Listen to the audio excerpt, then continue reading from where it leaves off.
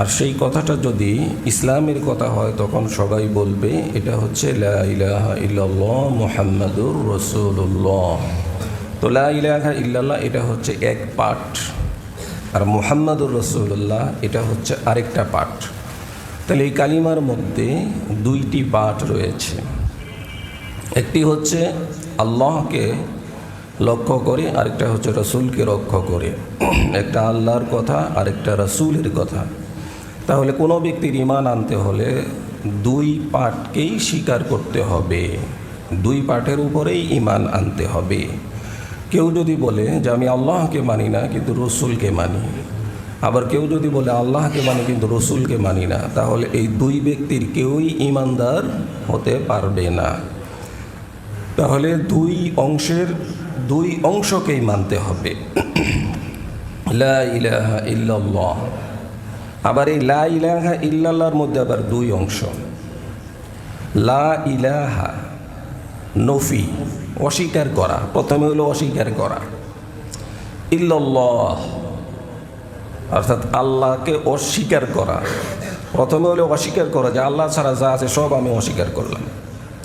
আর দুই নম্বর হচ্ছে ইল্লাল্লাহ, আল্লাহকে স্বীকার করে নিলাম। প্রথমে নফি এর পরে ইসবাত, প্রথমে অস্বীকার তারপরে স্বীকার। এটা হচ্ছে কালিমার প্রথম অংশ।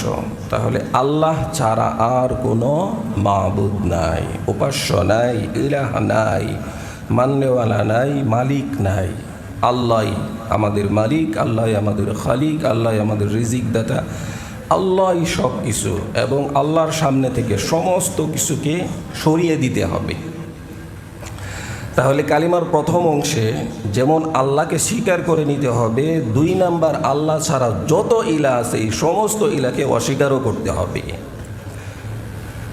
তাহলে প্রথম অংশ হলো আল্লাহকে মানা। আবার আল্লাহকে মানার মধ্যে আবার দুই সিস্টেম। সেটা হচ্ছে প্রথমে আগে অস্বীকার করতে হবে যে আল্লাহ ছাড়া যত ইলা আছে সবাইকে আগে অস্বীকার করতে হবে। দুই নাম্বার হচ্ছে এরপরে আল্লাহকে স্বীকার করতে হবে। আল্লাহকে স্বীকার করার পরে আর কোনো ইলাকে স্বীকার করা যাবে না। কেউ যদি বলে যে আল্লাহর সাথে আরও কোনো ইলাহ আছে, তাহলে তার ঈমান পরিপূর্ণ হবে না। এটাই হচ্ছে কালিমার দাবি। আমরা পড়ছি কিন্তু জানি না। এরপরে হচ্ছে দ্বিতীয় অংশ, মুহাম্মাদুর রাসূলুল্লাহ সাল্লাল্লাহু আলাইহি ওয়াসাল্লাম, যে মুহাম্মদ সাল্লাল্লাহু আলাইহি ওয়াসাল্লাম আল্লাহর প্রেরিত নবী, আল্লাহর প্রেরিত রসুল। এটাকে পরিপূর্ণভাবে বিশ্বাস করতে হবে। এবং এর মধ্যে আবার দুই অংশ। একটা হচ্ছে যে রসুল তো নবী এবং তিনি আবার শেষ নবী, তিনি আবার সর্বশ্রেষ্ঠ নবী, তিনি প্রেরিত নবী। এই সব কিছুকেই মানতে হবে। তাহলে ওই অংশকেও মানা হইল। তাহলে লা ইলাহা ইল্লাল্লাহ মুহাম্মাদুর রাসূলুল্লাহ। এখন লা ইলাহা ইল্লাল্লাহ মুহাম্মাদুর রাসূলুল্লাহ কারা বেশি করে? ফকিররা বেশি করে। সারাক্ষণ লা ইলাহা ইল্লাল্লাহ, ভিক্ষা চাইতে গেলে লা ইলাহা ইল্লাল্লাহ বলে। কিন্তু লা ইলাহা ইল্লাল্লাহ মুহাম্মাদুর রাসূলুল্লাহ তো আমাদের পড়ার কথা, বেশি বেশি পড়ার কথা, সবসময় পড়ার কথা। এটা একটা উত্তম জিকির। এবং কোরআনে কারিমে লা ইলাহা ইল্লাল্লাহ ডাইরেক্ট আসছে। কেউ কেউ বলে যে কালিমা যদি ইসলামের কালিমা হয়, এটার মাধ্যমে যদি ঈমান আনতে হয়, তাহলে এটা কমপ্লিট কেন নাই একসাথে? কোরআনে আসছে ঠিকই, কিন্তু আংশিকভাবে আসছে। যেমন কালিমার দুই অংশেই আসছে, একসাথে আসে না। এই জন্য, কারণ কালিমার অংশই দুইটা, একটা আল্লাহ সম্পর্কিত, একটা রাসূল সম্পর্কিত। এই জন্য এইভাবেই আসছে। সূরা মুহাম্মাদে ফা'লাম আন্নাহু লা ইলাহা ইল্লাল্লাহু ওয়াস্তাগফির লিযামবিকা ওয়ালিল মুমিনিনা ওয়াল মুমিনাত। ফা'লাম, আপনার জানা উচিত। রসুলকে আল্লাহ তাআলা বলতেছেন আপনার জানা উচিত। কি জানা উচিত? লা ইলাহা ইল্লাল্লাহ, আল্লাহ ছাড়া আর কোনো ইলাহ নাই, মাবুদ নাই। তাহলে কালেমার একটা অংশ কোরআনের মধ্যে আছে। আবার সূরা সফাতের মধ্যেও আছে যে ইযা কিলা লাকুম লা ইলাহা ইল্লাল্লাহু ইস্তাকবিরুন, যখন তাদেরকে কালেমা পড়তে বলা হলো তখন তারা অস্বীকার করলো, অহংকার করলো। তো এখানেও লা ইলাহা ইল্লাল্লাহ কমপ্লিটভাবে আছে। সূরা মুহাম্মাদেও লা ইলাহা ইল্লাল্লাহ কমপ্লিটভাবে আসছে। আমরা মুহাম্মাদুর রাসূলুল্লাহ আরেক জায়গায় আছে মুহাম্মাদুর রাসূলুল্লাহ ওয়াল্লাযীনা মাআহু আশিদ্দাউ আলাল কুফফার রুহামাউ বাইনাহুম। ওই জায়গাতেও সূরা ফাতার মধ্যেও আবার আরেক জায়গায় আসছে মুহাম্মাদুর রাসূলুল্লাহ। আর আল্লাহু লা ইলাহা ইল্লাল্লাহ এটা আসছে কোরআনে কারিমে ৮ জায়গাতে। তাহলে লা ইলাহা ইল্লাল্লাহ কালেমার প্রথম অংশ ডাইরেক্ট ২ জায়গাতে আসছে, একদম হুবহু ওইভাবেই সূরা সফফাত এবং সূরা মুহাম্মদে। আর লা ইলাহা আল্লাহু লা ইলাহা ইল্লাল্লাহ এটা অসংখ্য জায়গায় বা ৮ জায়গাতে আসছে, আর ভেঙে ভেঙে আরও জায়গায় আসছে। তাহলে এই কালিমার কথা কোরআনের মধ্যেই রয়েছে। যারা বলে যে কালিমার কথা কোরআনে নাই তারা আসলে জানেই না। তো কালিমা এটা ইসলামের, এই কালিমার মাধ্যমে ইসলামে প্রবেশ করতে হয়। মুখে বলতে হবে, অন্তরে বিশ্বাস করতে হবে, আর এটা আমলে পরিণত করতে হবে। এটাই হচ্ছে ঈমান। মুখে বলে কিন্তু অন্তরে বিশ্বাস করে না, তাহলে ঈমানদার হতে পারবে না।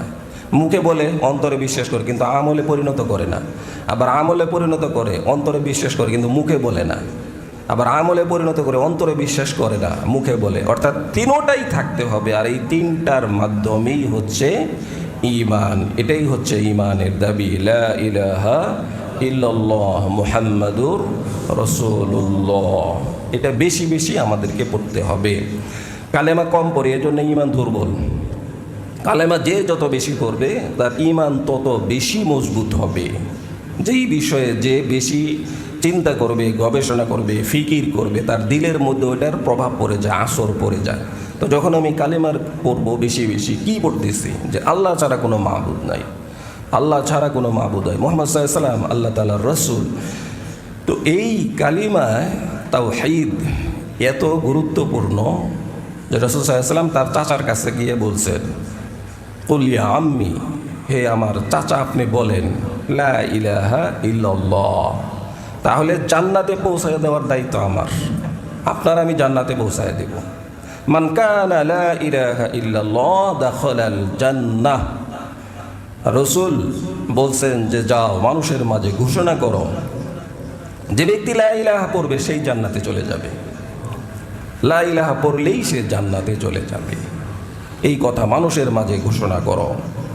তো এই কালেমার এত ফজিলত এবং এর মাধ্যমে ঈমান আনতে হবে। এবং এই কালিমার গুরুত্ব আরও পড়তে গিয়ে আল্লাহ তাআলা সূরা ইব্রাহিমে বলছেন, আলাম তারা কাইফা দরাবাল্লাহু মাসালান কালিমাতান তাইয়্যিবাতান কাশাজারাতিন তাইয়্যিবাতিন আসলুহা সাবিতুন ওয়া ফারউহা ফিস সামা تؤتي أكلها كل حين بإذن ربها ومثل كلمة خبيثة كشجرة خبيثة اجتثت من فوق الأرض ما لها من قرار ألم تر كيف ضرب الله। আপনি দেখেন নাই আল্লাহ তাআলা কেমন উদাহরণ দিয়েছেন? কিসের উদাহরণ দিয়েছেন? দরাবাল্লাহু মাসালান কালিমাতান তাইয়্যিবাতিন কাশাজারাতিন, অর্থাৎ এমন কালিমা তাওহীদ লা ইলাহা ইল্লাল্লাহ এর উদাহরণ দিয়েছেন এমন একটা বৃক্ষের সাথে, যেই বৃক্ষটা হচ্ছে অনেক মজবুত বৃক্ষ। সেই বৃক্ষটা হচ্ছে খেজুর বৃক্ষ। সেই বৃক্ষের শিকড় অনেক মজবুত। খেজুর গাছ হচ্ছে এত শক্তিশালী যে যার শাখা প্রশাখা অনেক দূর পর্যন্ত চলে যায়। সারা বছর ফল দেয়, ফল না দিলে রস দেয়, রস না দিলে তার সুরা দিয়ে বিভিন্ন কিছু তৈরি করা হয়। আর খেজুর বৃক্ষ সহজেই ঢলে পড়ে না। এই বৃক্ষের সাথে কালিমা তৈয়্যিবার উদাহরণ দেওয়া হয়েছে যে খেজুর বৃক্ষ এর শাখা প্রশাখা অনেক দূর পর্যন্ত চলে যায়, আবার এর যে শিকড় আছে অনেক মজবুত, যে সাধারণ ঝড় আসলে এই খেজুর বৃক্ষ উল্টে পড়ে না। এটাই উদাহরণ দেওয়া হয়েছে যে একজন মানুষের মধ্যে যদি ঈমান থাকে, সে যদি কালিমা পড়ে, তাহলে তার ঈমান এত মজবুত হয় যে সাধারণ কোনো কিছুতেই তার ঈমান ভেঙে যায় না। সাহাবায়ে কেরাম ঈমান আনছেন কালিমা পড়ে। ঈমান আনার পরে তাদের উপরে নির্যাতন, জেল, জুলুম, কষ্ট, ক্লেশ কত কিছু গেছে, কিন্তু তারা কখনোই ঈমান থেকে ফিরে আসেন নাই।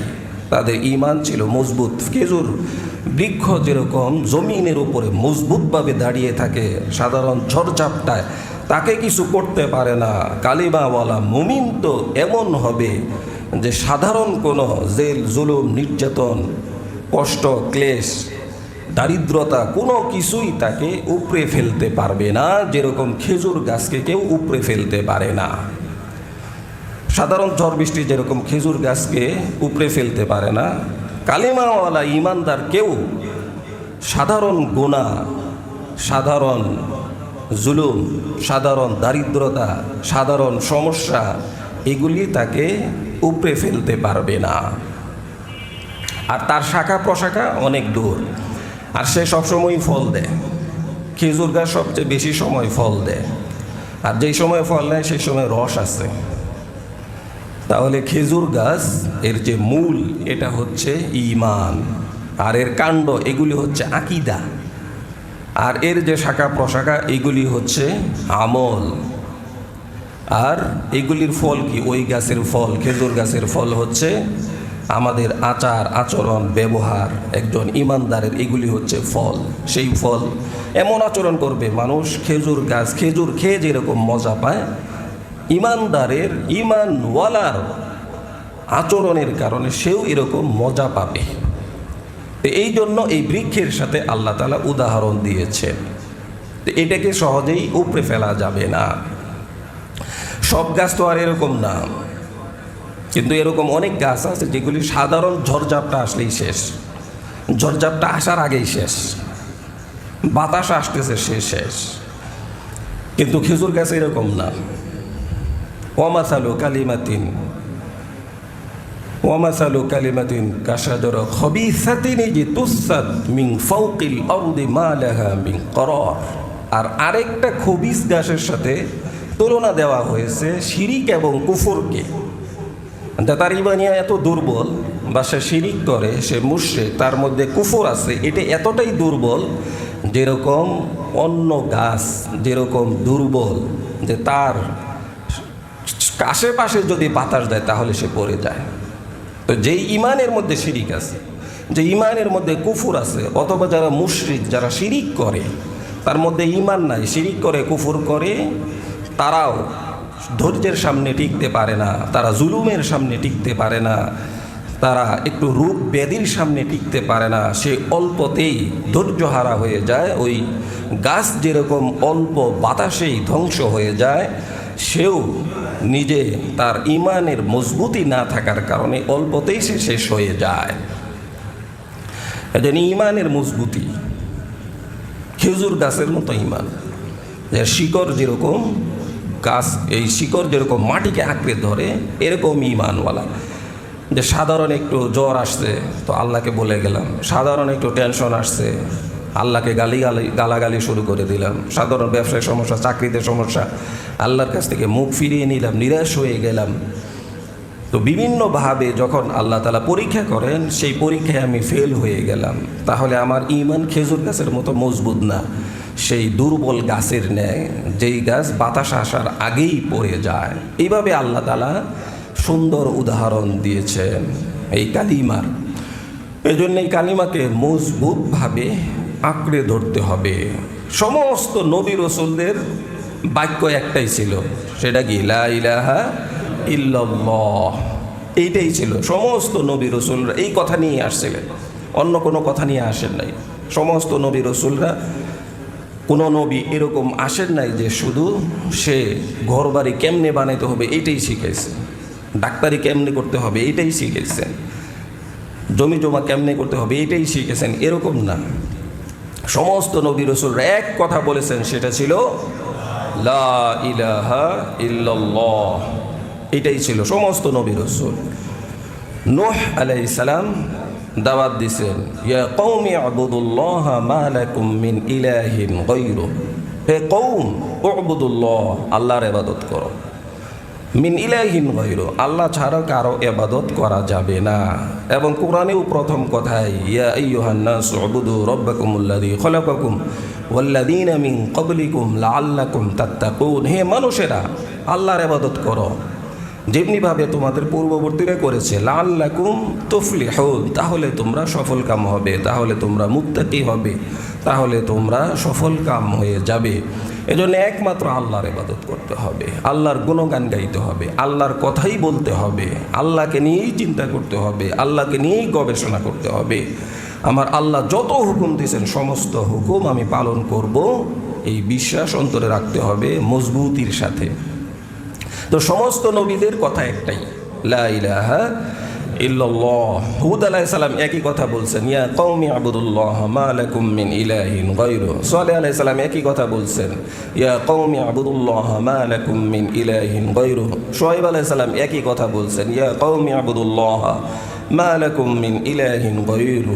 হে কওম, হে আমার সম্প্রদায়, হে আমার জাতি, আল্লাহকে ছাড়া আর কাউকে ইলাহ মানা যাবে না, একই কথা। এবং আল্লাহ তাআলা বলছেন ইন্না শিরকা লাযুলমুন আযীম, সবচেয়ে পৃথিবীর মধ্যে সবচেয়ে বড় জুলুমের কথা, সবচেয়ে বড় জালিম কে? যে ব্যক্তি হত্যা করছে সে সবচেয়ে বড় জালিম না, যে ব্যক্তি জিনা করছে সে সবচেয়ে বড় জালিম না, যে ব্যক্তি সবচেয়ে বড় দুর্নীতি করছে সে সবচেয়ে বড় জালিম না, তার কথা আল্লাহ তাআলা বলেন না। আল্লাহ তাআলা বলছেন ইন্না শিরকা লাযুলমুন আযীম, ওই ব্যক্তি সবচেয়ে বড় জালিম, বড় জালিম যে ব্যক্তি আমি আল্লাহর সাথে শিরিক করে। তার কারণ কি? আমি আল্লাহ তাকে খাওয়াই, আমি আল্লাহ তাকে পড়াই, আমি আল্লাহ তাকে সৃষ্টি করছি, আমি আল্লাহর সমস্ত নিয়ামত সে ভোগ করতেছে, আর সেই আল্লাহকেই সে অস্বীকার করে সেই আল্লাহর সাথেই অন্য কাউকে শরীক করেছে। এর থেকে বড় জালিম নিমক হারাম আর কে হইতে পারে? এজন্য আল্লাহর সাথে শিরিক করা যাবে না। ইন্না শিরকা লাযুলমুন আযীম, এটা হচ্ছে সবচেয়ে বড় জালিম। আরেক জায়গাতে আসছে, আরেক ওমান আযলামু মিম্মান মানাআ মাসাজিদাল্লাহ আন ইউযকারা ইসমুল্লাহ, আর আরেক ব্যক্তিও জালিম। ওই ব্যক্তির থেকে বড় জালিম কে হইতে পারে? যে ব্যক্তি মানুষকে ইসলাম গ্রহণ করতে, মসজিদে আসতে, ভালো কথা শুনতে বাধা দেয়, সেও জালিম। সে যদি ভালো কথা শোনে তাহলে ভালো হয়ে যাবে, তাহলে তাগুতের কাছে যাবে না।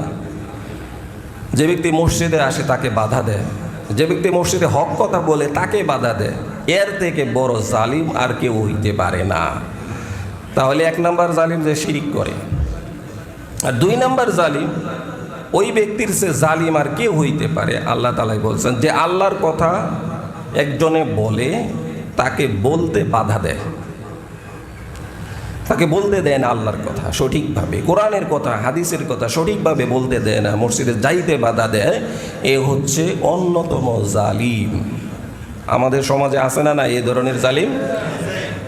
কিন্তু আমি যাতে এই ধরনের জালিম না হই, আমি মাজলুম হব কিন্তু জালিম হব না। পৃথিবীর কোনো জালিম এই পর্যন্ত রেহাই পায় নাই, পাইছে? কোনো জালিম রেহাই পায় নাই। তো এই জন্য আল্লাহ ছাড় দেন কিন্তু ছেড়ে দেন না, আল্লাহ ছাড় দেন কিন্তু ছেড়ে দেন না। আল্লাহর ধরাটা কেমন? তা আল্লাহ যখন ধরেন তো ধরার মতোই ধরেন। এই জন্য যারা ওই যে লোহা বাড়ি দেয়, তো যখন প্লাস দিয়ে ধরে, হাতের ধরার প্লাসের ধরা কি এক? না, এক না। এমনি হাত দিয়ে ধরে পিছলে যায়। চুরেরা চুরি করতে আসতো কি করতে? তেল টেল লাগাইয়া যাতে পিছলে যায়। কিন্তু যদি ঠিক মতো ধরা যায় অস্ত্র টস্ত্র দিয়ে, তাহলে তেল লাগাক আর যাই লাগাক, ওইটা ছাড়ার কোনো উপায় নাই। তো এই আল্লাহর ধরাটা হচ্ছে এইরকম ধরা, ছাড়ার উপায় নাই। ঈগল পাখিও শিকার করে, অন্যান্য পাখিও শিকার করে, অন্যান্য পাখির শিকার মিস হইতে পারে কিন্তু ঈগল পাখির শিকার মিস হবে না। তো আল্লাহ ছাড় দেন, এটা অন্য পাখি, কিন্তু আল্লাহ যখন ধরবেন তখন ঈগল পাখির মতো ধরবেন। তো ধরার মতো ধরা, তো যাকে ধরছেন এই পর্যন্ত পৃথিবীর ইতিহাসে তারা কেউ ছাড় পায় নাই। সেই জন্য আমরা যাতে জালিম না হই। অন্যান্য পশু পাখিও শিকার করে, বাঘেও শিকার করে। তো আল্লাহ তাআলা এগুলি দৃষ্টান্ত স্থাপন করেছেন যে আমিও ধরবো, আমি ছাড় দিই, তো এই জন্য মনে করো না যে ছাড় দিছে এই জন্য আমি পার পেয়ে গেলাম। আল্লাহর ক্ষমা যাতে আমাদেরকে এই সুযোগ করে না দেয় যে আমি আর আল্লাহর সামনে দাঁড়াবো না।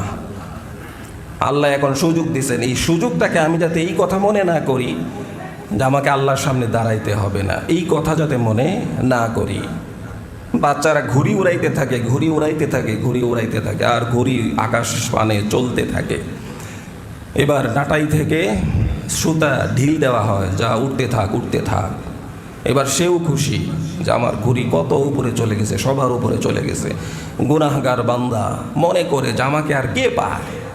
দরজা বন্ধ করে গুনাহ দেখতেছি, গুনাহ করতেছি, কেউ দেখতেছে না। অফিসে গুনাহ করতেছি, কেউ দেখতেছে না। সুদ খাচ্ছি, ঘুষ খাচ্ছি, মদ খাচ্ছি, জিনা করছি, অত্যাচার করতেছি, দুর্নীতি করতেছি, কেউ তো দেখতেছে না। আমি তো ছাড় পেয়ে গেলাম। ঘুড়ি যেরকম আকাশের দিকে উঠতে থাকে, আমাকে আর কে পায়। কিন্তু তার পিছনে যে একটা সুতা লাগানো আছে এটা তার আর মনে নাই।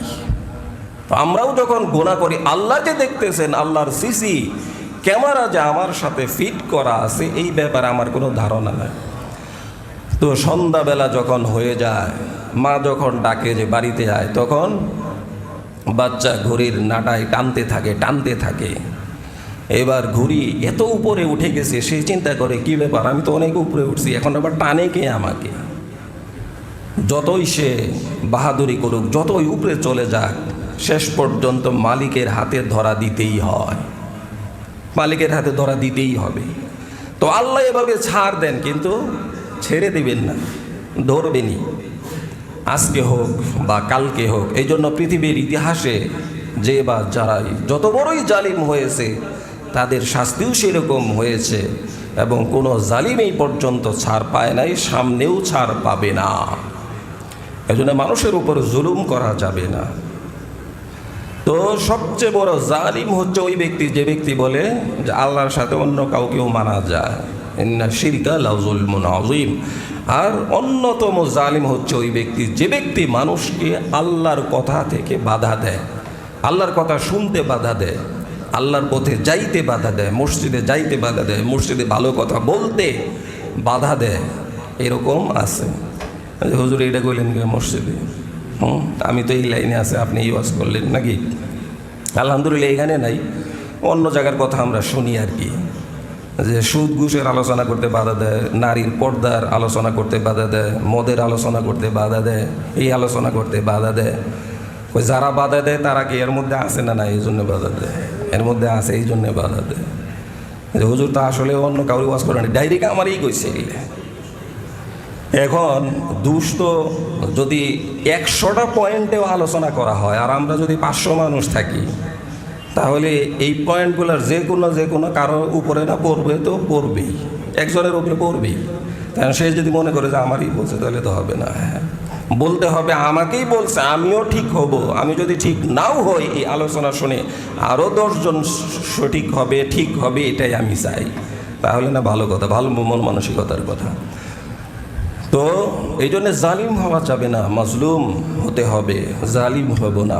তো কালিমাতুত তাওহীদ, এটা হচ্ছে তাওহীদের বাণী, লা ইলাহা ইল্লাল্লাহ মুহাম্মাদুর রাসূলুল্লাহ। সমস্ত নবীদের কথা এটাই, সমস্ত নবীরা এই কথা বলেই দাওয়াত দিয়েছেন। এবং নূহ আলাইহিস সালাম 950 বছর দাওয়াত দিয়েছেন, মাত্র ঈমান আনছে 40 জন বা 80 জন, কিন্তু দাওয়াত ঠিকই চালায় গেছে। এবং অনেক উম্মত এরকম আছে যে দাওয়াত দিয়েছেন, একজনও উম্মত নাই। আবার এরকম অনেক নবী রাসূল আছেন, দাওয়াত দিয়েছেন মাত্র 5 জন উম্মত। এই 5 জন উম্মত নিয়ে তিনি হাসরের ময়দানে দাঁড়িয়ে যাবেন। কোন নবী 2 জন উম্মত নিয়ে দাঁড়িয়ে যাবেন। তাই জন্য কালেমার দাওয়াত দিতেই হবে, কালেমার দাওয়াত মানুষের মাঝে প্রচার করতেই হবে। বাল্লিগু আন্নী ওয়ালাউ আয়া, তোমরা যদি একটা কথাও শুনে থাকো, সেটা মানুষের মাঝে পৌঁছাও। আজকে দাওয়াত, শয়তানি দাওয়াত বেশি হচ্ছে, কিন্তু ইসলামের দাওয়াত বেশি হচ্ছে না। আজকে ফেসবুকের মাধ্যমে, সোশ্যাল মিডিয়ায় শুধু অপপ্রচার আর অপপ্রচার, একজন আরেকজনের বিরুদ্ধে অপপ্রচার, এগুলি বেশি হচ্ছে, এই দাওয়াত বেশি হচ্ছে। তো কালিমার দাওয়াত দিতে হবে, যেই কালিমা সমস্ত নবী রাসূল নিয়ে এসেছিলেন এবং দাওয়াত দিয়েছেন, যে উদউনি আস্তাজিব লাকুম কুল হাদিহি সাবিলি আদউ ইলাল্লাহ। যে হে রাসূল, আপনি বলেন এইটাই আমার কাজ। এই যে মানুষকে ডাকা, এইটাই আমার কাজ, এইটাই আমার কাজ। মানুষকে আমি আল্লাহর দিকে ডাকবো, আমার সন্তানকে আমি আল্লাহর দিকে ডাকবো, আমার পরিবারকে আমি আল্লাহর দিকে ডাকবো, আমি সবাইকে আল্লাহর দিকে ডাকবো। মানুষকে আল্লাহর দিকে ডাকা, এর থেকে উত্তম কাজ আর কি হইতে পারে? এই জন্য এই কালেমা নিজে পড়তে হবে, ভালোভাবে শিখতে হবে, এটার আকীদা পোষণ করতে হবে এবং মানুষকে এই কালেমার দিকে ডাকতে হবে। এই কালেমা হচ্ছে উঁচু মানের কালিমা।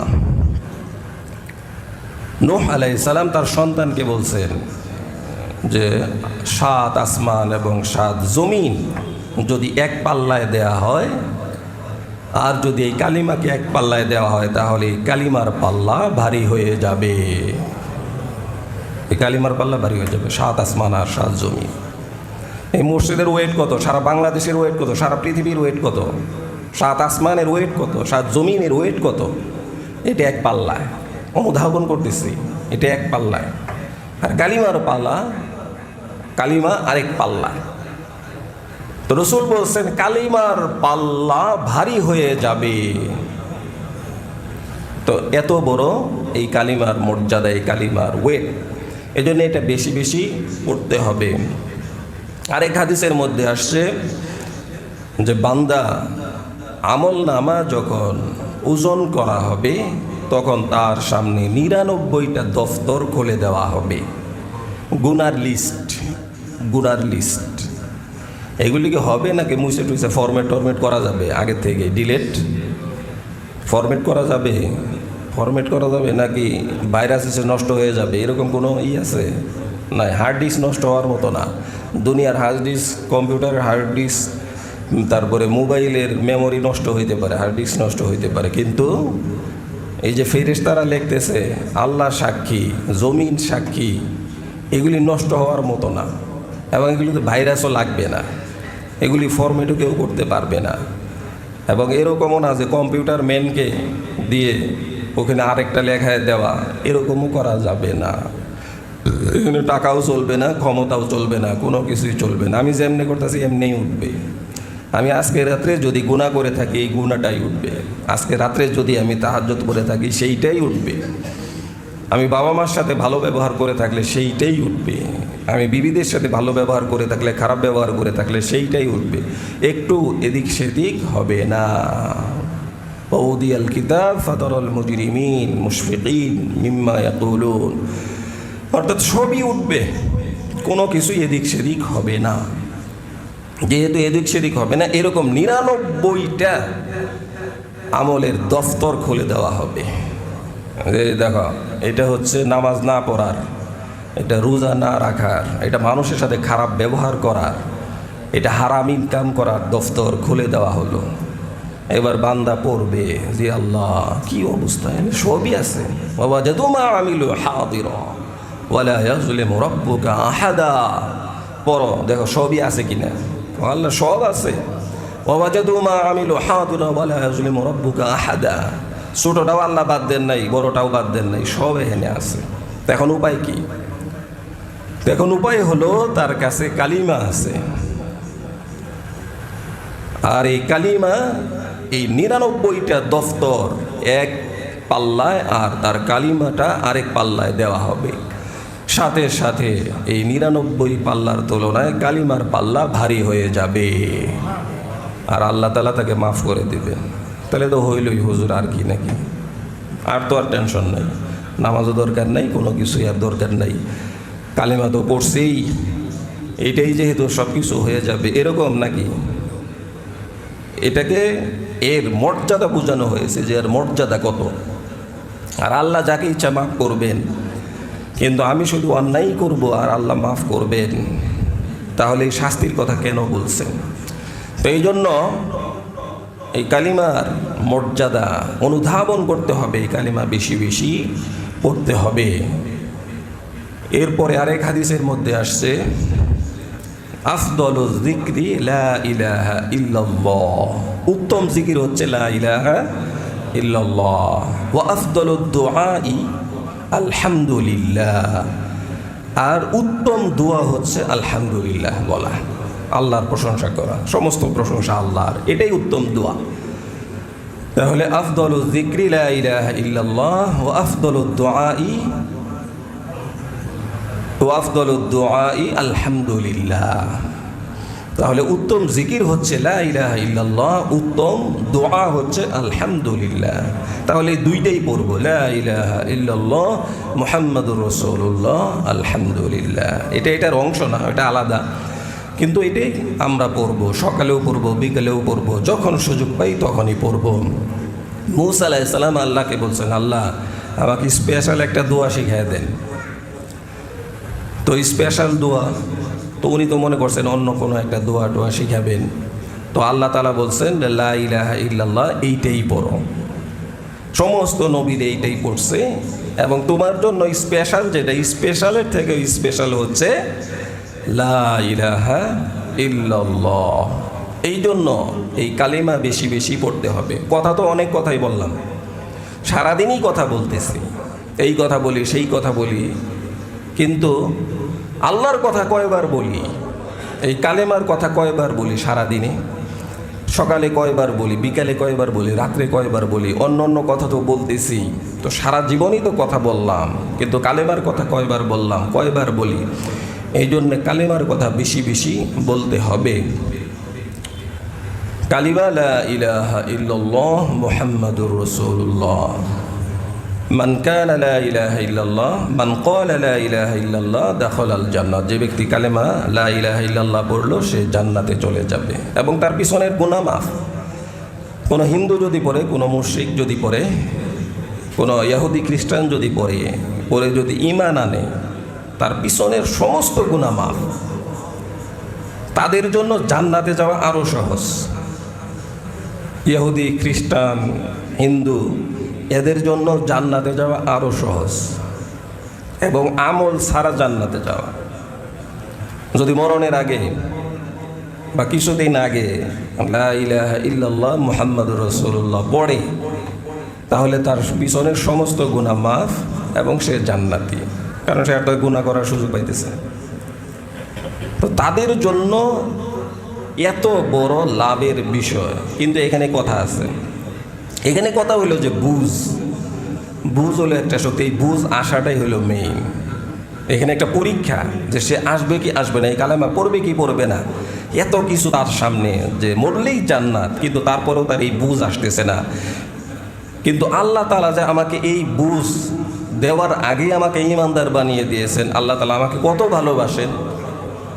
তাহলে আমি যে ইসলাম গ্রহণ করতে পারছি, ঈমানওয়ালা হইতে পারছি, আমি কত বড় সৌভাগ্যবান। আমি কি এটা চিন্তা করছি যে আমি কত বড় সৌভাগ্য? আমাকে আল্লাহ তাআলা ইসলামের ঘরে, মুসলমানের ঘরে জন্ম দিয়েছেন, কোনো ধরনের আবদার ছাড়া, কোনো ধরনের আল্লাহর কাছে চাওয়া ছাড়া আল্লাহ তাআলা আমাকে এই ঘরে জন্ম দিয়েছেন। যেই ঘরে জন্ম নিলে, যেই মুসলমান হইলে সে জান্নাতে চলে যায়। এর থেকে বড় লাভের বিষয় আর কি হইতে পারে? এই জন্য আমরাও যে মুসলমান হয়েছে, এই জন্য আমাদেরকে শুকরিয়া আদায় করতে হবে, যে আল্লাহ বড় চাকরি দিয়েছেন আলহামদুলিল্লাহ, বড় ব্যবসায়ী বানাইছেন আলহামদুলিল্লাহ, ফ্ল্যাটের মালিক হয়েছে আলহামদুলিল্লাহ, বাড়ির মালিক হয়েছে আলহামদুলিল্লাহ, কিন্তু আমি মুসলমান হয়েছি আলহামদুলিল্লাহ। এটা কয়বার বলছি যে আল্লাহ আপনি আমার মুসলমান বানাইছেন? কয়বার বলছি? এই জন্য এটাও বলতে হবে, আলহামদুলিল্লাহিল্লাযী আত'আমানা ওয়া সাকানা ওয়া জা'আলানা মিনাল মুসলিমিন। খাওয়ার শেষের দোয়া আলহামদুলিল্লাহিল্লাযী, হে আল্লাহ সমস্ত প্রশংসা আল্লাহর, যিনি আমারে খাওয়াইলেন, যিনি আমারে পান করাইলেন, এবং যিনি আমারে মুসলমান বানাইছেন। কত সুন্দর কথা, যে আমরা যে মুসলমান বানাইছেন, এর থেকে শুকরিয়া আর কি হইতে পারে? এর থেকে বড় নিয়ামত আর কি হইতে পারে? যে ইসলামের কারণে, মুসলমান হওয়ার কারণে আমি জান্নাতি। তাহলে সমস্ত নবীদের দাওয়াত ছিল এইটা, এবং এর ফজিলত এত বেশি। আফদলুজ যিকরি লা ইলাহা ইল্লাল্লাহ ওয়া আফদলুদ দুআই আলহামদুলিল্লাহ। তাহলে কমপক্ষে দিনে 1000 বার লা ইলাহা ইল্লাল্লাহ পড়ার চেষ্টা করব। পারবো ইনশাআল্লাহ? অনেক কঠিন হয়ে যাবে। কত কথা বলি, অকারণে কথা, অহেতুক কথা। তো 1000 বার না পারলাম, সকালে 100 বার, বিকালে 100 বার, রাত্রে শোয়ার সময় 100 বার। দেখবেন ইমানের মধ্যে শক্তি আসবে, মজবুতি আসবে, আমল করতে ভাল লাগবে এবং হকের পথে চলতে মনে যাবে। এবং আমি তখন কি হব? ওই গাছের, খেজুর গাছের মতো হব, যে সাধারণ কোনো ছাপটা এসে আমাকে ধ্বংস করতে পারবে না, সাধারণ কোনো অসুবিধা আমাকে ফেলতে পারবে না। তো এই জন্য এই ঈমানকে মজবুত করার জন্য এই কালেমা বেশি বেশি পড়তে হবে এবং সহি করে পড়তে হবে। কলবা তৈয়ব লা ইলাহা ইল্লাল্লাহ এরকম না, কালিমা তৈয়িবা, পবিত্র কথা, লা ইলাহা ইল্লাল্লাহ মুহাম্মাদুর রাসূলুল্লাহ, এই কালিমা বেশি বেশি পড়তে হবে। তো এরপরে এই কালিমা কমপ্লিটভাবে শুধু যে দুনিয়াতে সে তা না, আসমানেও এই কালিমা লেখা আছে।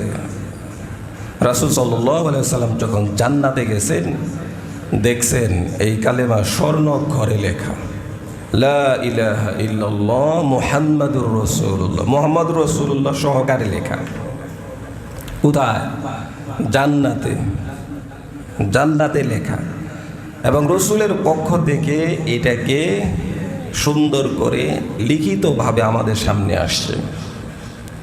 এটাকে এরকম না যে জোড়াতালি দেওয়া হয়েছে, রসুলই এরকম পড়ে গেছেন, বলে গেছেন।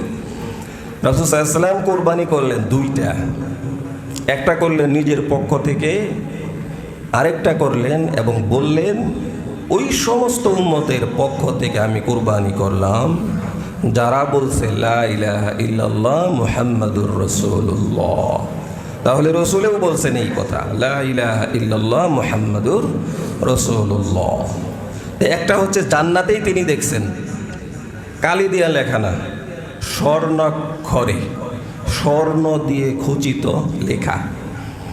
রসুল বলছেন কালি দিয়া লেখা না, স্বর্ণাক্ষরে লেখা আমি জান্নাতে দেখছি, লা ইলাহা ইল্লাল্লাহ মুহাম্মাদুর রাসূলুল্লাহ। এবং কুরবানির সময় রসুল বলছেন লা ইলাহা ইল্লাল্লাহ মুহাম্মাদুর রাসূলুল্লাহ।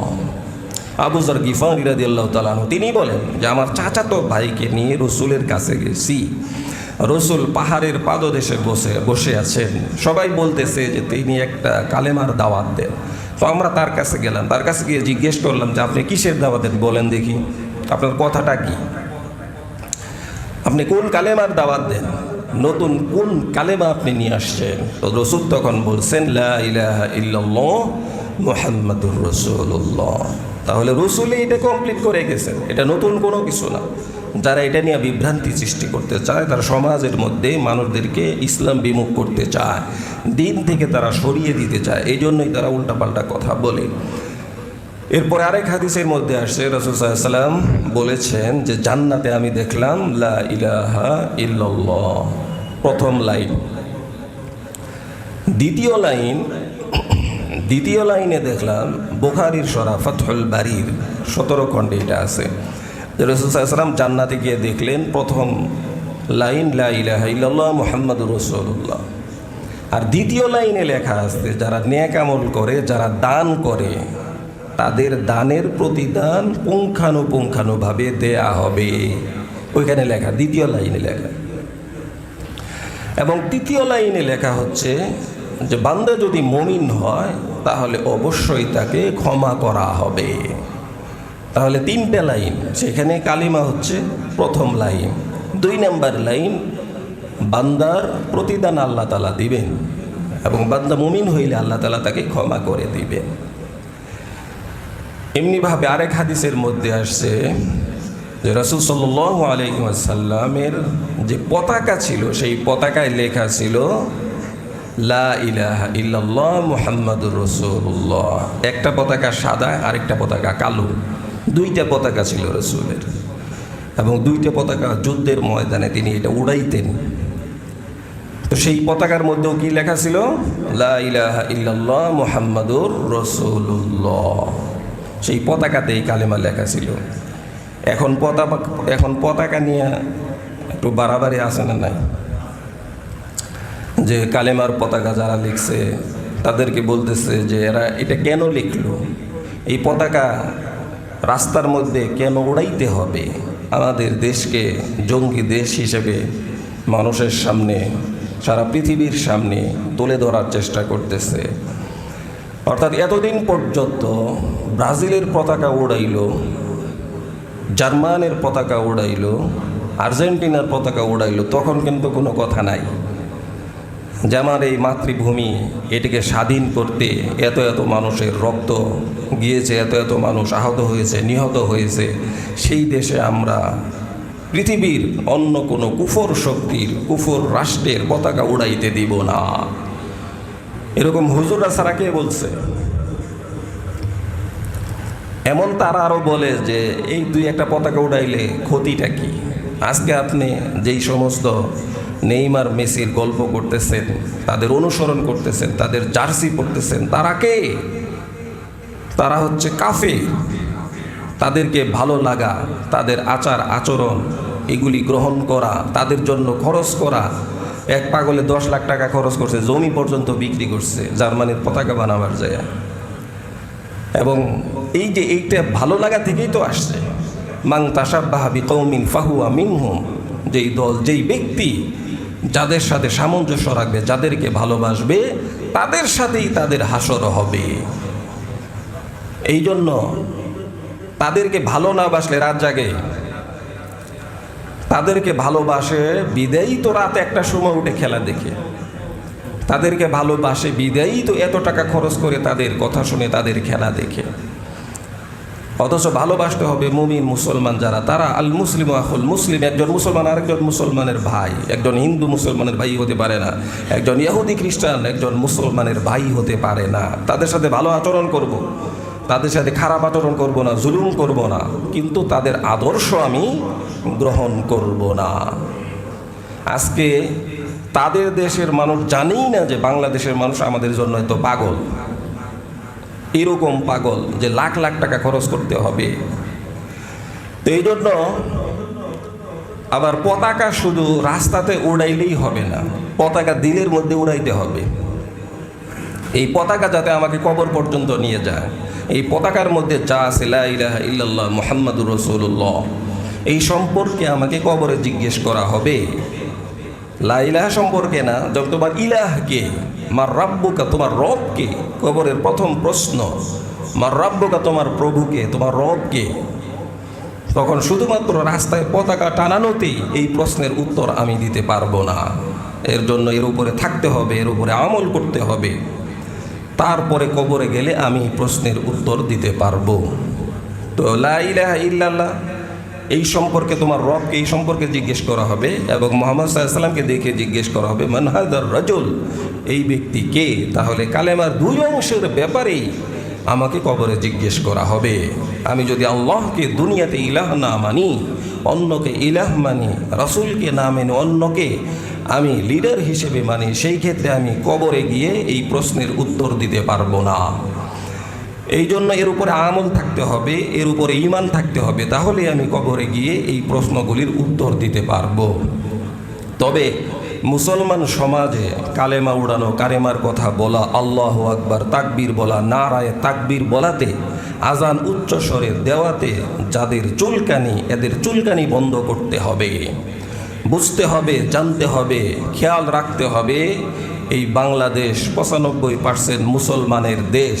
সেখানে কালেমার পতাকা উড়বে, সেখানে উচ্চস্বরে আজান হবে, 5 বেলা আজান হবে, ওয়াজ মাহফিল হবে, মাদ্রাসা আরও বাড়বে, মসজিদ থেকে হকের আহ্বান আসবে। এইগুলিতে বাধা দেওয়া যাবে না। এগুলি আমাদের ঈমানের দাবি, এগুলি করতেই হবে, এগুলি এখন বাড়াইতেই হবে। আর এগুলি করতে গিয়ে যেন আজান একটু আস্তে আওয়াজ দেন, আমার বাসায় সমস্যা হয়, আমার বাসায় ছোটো বাচ্চা আছে, অমুক বলে বুড়া আছে, অমুক আছে, তমুক আছে, হ্যাঁ বলে আটকে উঠে, এই সমস্ত ফাউল কথা। অন্য কোনো কিছুতে তার সমস্যা হয় না, ওয়াজ মাহফিল আর যখন আজান হার্টবিট করে বলে হে মারাই যায়। তা আজান শুনে যদি সে যদি মারাও যায় তাও তো ভালো, সে তো ঈমান নিয়ে মারা গেল। আর মান কানা আখিরি কালামিহি লা ইলাহা ইল্লাল্লাহ দাখালাল জান্নাহ, যে ব্যক্তির শেষ কথা হবে লা ইলাহা ইল্লাল্লাহ, সেও জান্নাতে চলে যাবে। তাহলে এই কালেমা শুরুতে এবং শেষেও একদম মরণের শেষ প্রান্তে এসে কেউ যদি লা ইলাহা ইল্লাল্লাহ পড়ে মারা যায় তাহলে সে জান্নাতি। সেই কালেমাকে আপনি কেমনে বন্ধ করতে চান? এই জন্য আমরা চাই না কালেমার পতাকা আরও উড়ুক, কিন্তু যারা উড়াবে তাদের শুধু রাস্তায় কালেমা লিখলে হবে না, অন্তরের ভিতরেও কালেমা লিখতে হবে, অন্তরকেও কালেমা দিয়ে প্রজ্বলিত করতে হবে। এবং আজান আরও বেশি হোক, দ্বীনের কথা আরও বেশি হোক, ওয়াজ মাহফিল আরও বেশি হোক, মাদ্রাসা আরও বাড়ুক, তাহলেই আমাদের সমাজে আরও দিনদারি বাড়বে, ভালো মানুষ পয়দা হবে। এজন্য কালেমা বেশি বেশি পড়ব তো ইনশাআল্লাহ। লা ইলাহা ইল্লাল্লাহ মুহাম্মাদুর রাসূলুল্লাহ, শুদ্ধ করে পড়ব, লা ইলাহা ইল্লাল্লাহ মুহাম্মাদুর রাসূলুল্লাহ। যখন একটা বান্দা কালেমা পড়ে তখন জান্নাতের একটা খুঁটি লাড়াচাড়া শুরু করে দেয়, মনে হয় ভূমিকম্প তৈরি হয়ে গেল। তো আল্লাহ তাআলা বলেন থাম, এবার থাম। তো এবার কালেমা বলে যে আল্লাহ তখনই থামবো যখন বান্দার গুনাহ মাফ হবে। তো আল্লাহ তাআলা বান্দার গুনাহও মাফ করে, ওই খুঁটিও থেমে যায়, তার কাঁপুনি বন্ধ করে দেয়। তো এই জন্য এই কালেমা আমরা সকাল বিকাল পড়ব এবং অন্তরের মধ্যে বিশ্বাস রাখবো এবং মানুষকে এই কালেমার প্রতি আহ্বান করবো। আল্লাহ তাআলা আমাদের সকলকে এই কথাগুলোর উপর আমল করবার তৌফিক দান করুন।